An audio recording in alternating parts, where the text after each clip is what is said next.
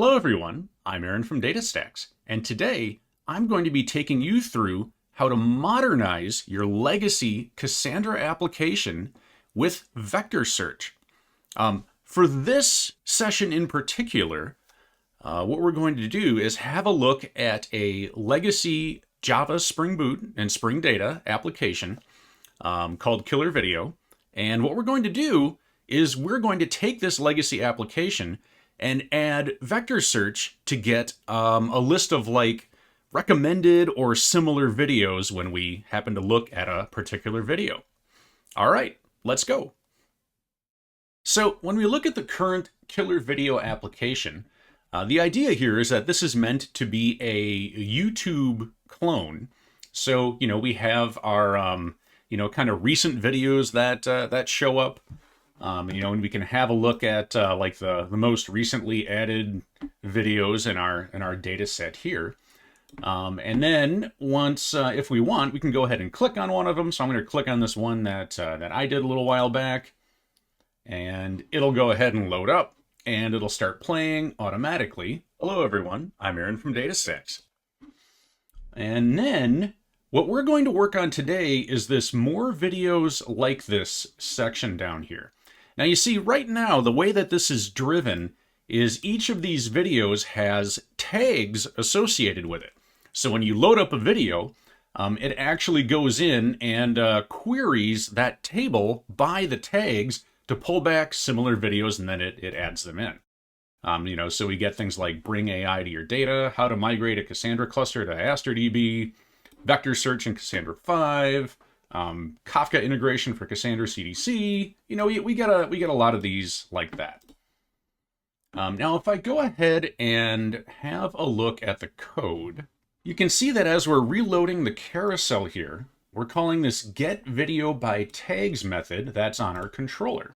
So if I go ahead and have a look at the controller here, you can see that this is the get videos by tags method. It takes a set of type string and also a UUID for video ID. And the idea here is that this is a double nested for loop. It increments its way through the main video or the current video's tags and pulls back all the other videos that have that same tag, and then adds them into this list of video return val right here. So one thing we have here too is we also have a list of video IDs that have been added. And the idea here, this is to make sure that we don't add any particular video twice. And you'll notice that I'm taking the video ID we submitted from our current video, and we're adding that right away because we don't want the video we're watching to end up in that list either. So anyway, that's a little bit about how the current system works. So let's have a look at our data model here. So I'm going to say use Killer Video desk table videos. Now we're going to make use of this existing table and simply add our vector data type to it. So now let's say alter table videos, add video vector, and that's of type vector 384. Huh. It didn't like that. All right, let me have a look at the product vectors table on the e-commerce key space once. Oh, the data type, that's right. Do a float 384. There. Now, when I say describe table videos, you can see we do have that video vector on there. That is a type vector of float 384. All right. And one last thing, let's make sure that we put an index on that vector column. So I'll say create custom index, and we'll say video vector IDX on, and it's videos video vector using storage attached index. All right. Now our underlying data model changes are complete. So in order to generate embeddings for the killer video videos, I created a short little Java app here. That really all it does is it instantiates this embedding model that is from LangChain 4J, and it's the all mini LM-L6v2 embedding model. And again, really all this is going to do is just use that embedding model to generate vector embeddings for each of the products. And of course, we're using the data API as our connection out here to Astra. And we're going to generate embeddings for all videos by just doing this data API services get all videos. And if you look, yep, once we're done connecting up to AstraDB, our get all videos basically just does a videos repository find all, and then adds them into this this videos array list and then returns it. Likewise, we also have a save video method on here, which takes each individual video as it comes back and then gets an embedding added to it and does an insert one with that video. As you can see, the for loop is pretty simple. It just loops through all of the videos that come back in that all videos array list. It grabs the video ID, title, description, generates the embedding based on the title, a space, and the description. So it saves that into this float array called a video embedding.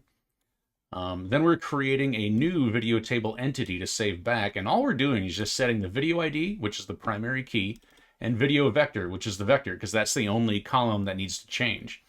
And then we save that, which, you know, we just saw in the services class, does an insert one, and it'll only update those two columns. Now, as I've run my killer video embeddings Java application, I can go ahead and just kind of see if this took. So let's say select star from videos, and we'll just say limit. Let's just say limit 2. Oh, hey, look. All right, so we have our vectors on here for sure. And yeah, you can see that this is indeed all that data that we had before. So we now have vectors out there for our videos. So now that we have our vector embeddings on our videos table, to get this to work, we need to make some changes here.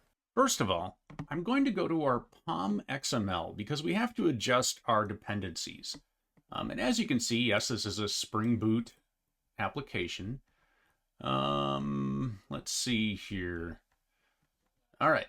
So we have this Spring Boot starter data Cassandra and the Astra Spring Boot 3X starter, because we are in Spring Boot 3.5, I think? 3.4.3, that's right.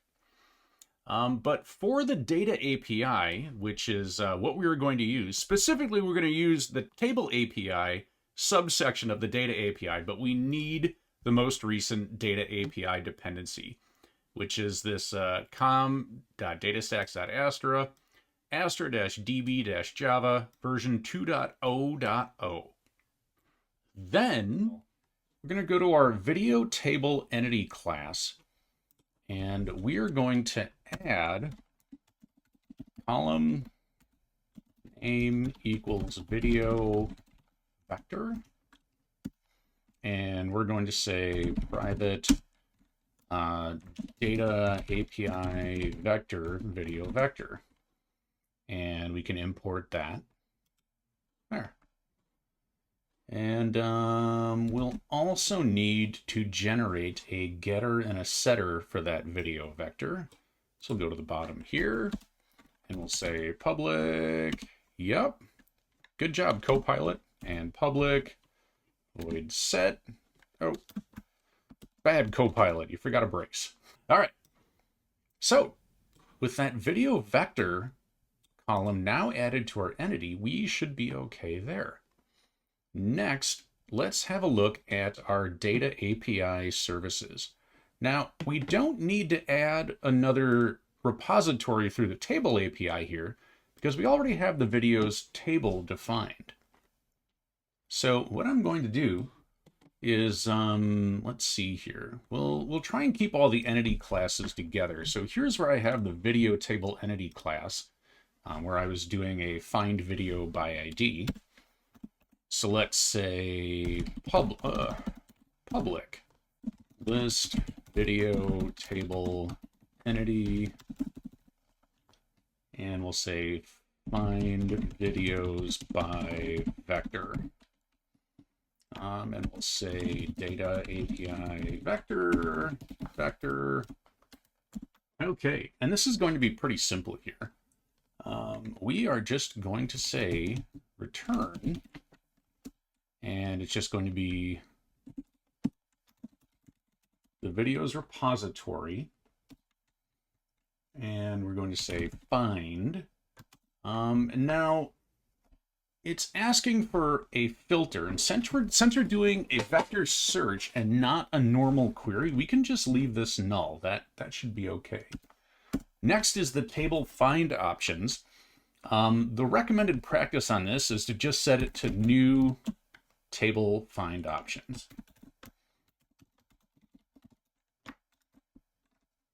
And then we can do a sort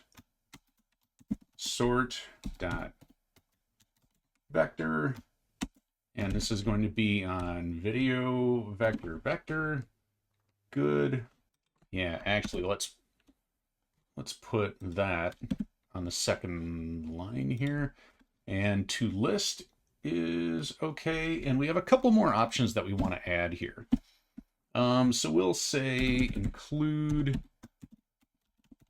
similarity, and we'll just say false on that. I don't really want the similarity scores coming back. I mean, we could, but we're not going to use them. So really, it's just extra stuff that we'd be sending back. Oh, let me make sure I have the import for that data API vector. Good. Well, you know, oh, maybe it's actually then. All right, we'll just get rid of that. Okay, and the only other thing we're going to add here is that for a vector search to happen in Cassandra, it needs to have a limit. So let's say limit, I mean 10 sounds good. We definitely don't want any more than that.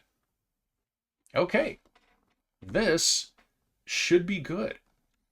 Now let's go up to our controller, and in our controller here, yeah, we can say public list video get videos by vector, data API vector. Okay, so yeah, let's go ahead and pull in that data API vector type. Okay. Yep, we have a return val, and we loop through them, and we map each one to a video entity, and then return it. All right, that seems like it's okay. Oh yeah. What about our mapper? Where is map video? Yeah, you know what we should probably do? Yep. And I bet you the main video type here, the video Pojo, does not have, yeah, it does not.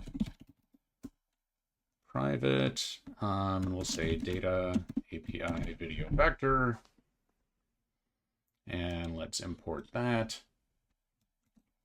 And we should also have a getter and setter on that.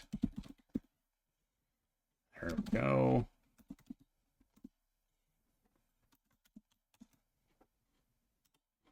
All right. So now we've added a video vector to our main video Pojo, and we've also put the assessor methods on there. So we should be okay here. All right. And then let's go back to get videos by vector.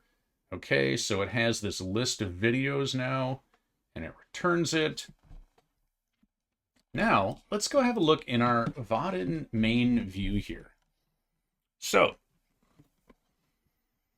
when we click on a video from the list, what's going to happen is it's going to get that video as its current video.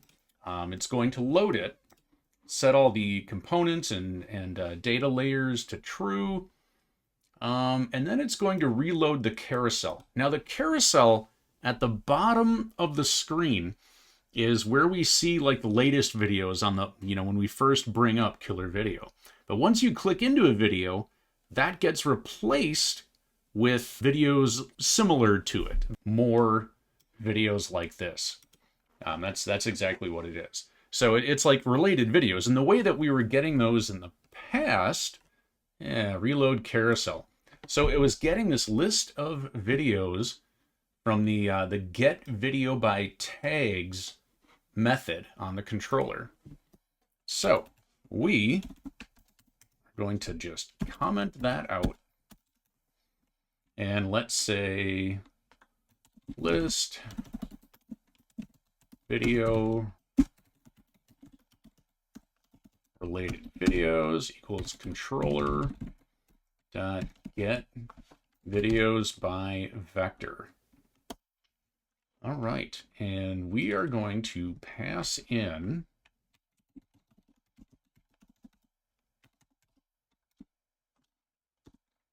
current video dot get video vector. So whichever video we're currently looking at, we're going to grab that video's vector, and it's going to run a vector search and return the top 10 most similar videos, and that's going to fill up our similar videos list carousel at the bottom. Let's double check that that controller method here. Yeah, because the other one used to be get video by tags. So if we go to the controller and say get video by tags, here it is. You can see it's a double nested for loop because some videos will have multiple tags. In this way, it goes through each one. And sometimes what would happen, you'd get duplicate videos that would come back. Now with a vector search, and I'm only doing one, I'm not doing multiple queries like we are here, we're not going to get a duplicate back, but we will get a 100% match on the vector we're searching with. So the first video that it's going to say is similar is the video that we're currently looking at. So we will need to check for that. So we are going to need to also pass along this video ID here. And if I go back to here, let me just put a comma there and say same thing like we did above here with the get video by tags. We're going to also pass current videos get video ID. There we go. So inside of here, let's say if video entity dot get video ID, and we'll say equals video ID, and then let's put an exclamation point there. So if the video ID of the video entity that we're looking at does not equal the video ID of our current video, we are going to add that video entity to our return val list. Simple enough. That will prevent our primary or our current video from being added into its list of like results. So this should be okay. All right, let's go ahead and give this a shot. So Killer Video Migration, run as Java application.